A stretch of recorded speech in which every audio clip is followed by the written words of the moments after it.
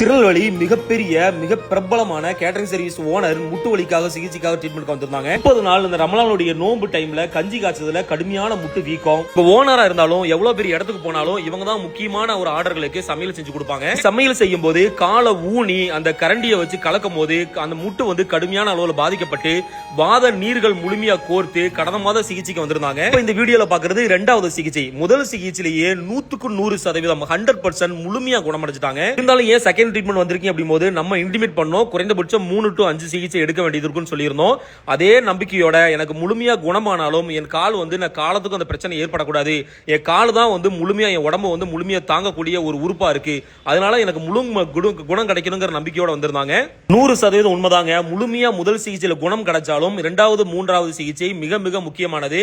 காலத்துக்கும் நம்ம உடம்பு தான் ரொம்ப முக்கியமான ஒரு உறுப்புகளா இருக்கக்கூடியது. நம்மளுடைய முழு எடையும் தாக்கக்கூடியது கால் தான். பதிவு அவசியம். ஒரு நாளைக்கு 5 நபர்களுக்கு மட்டுமே சிகிச்சை அளிக்கப்படும். சிகிச்சை பொருட்கள் அனைத்தும் சர்ஜிக்கல் ஒரு முறை உபயோகப்படுத்தக்கூடியவை. மருத்துவ கழிவுகளை அரசு வழிகாட்டின் அடிப்படையில் முறையாக கழிவு நீக்கம் செய்யப்படுகிறது. மிக இலகுவான சிகிச்சையில் முழுமையான விடுதலை. ஹிஜாமா நோய் சார்ந்த மருத்துவம்.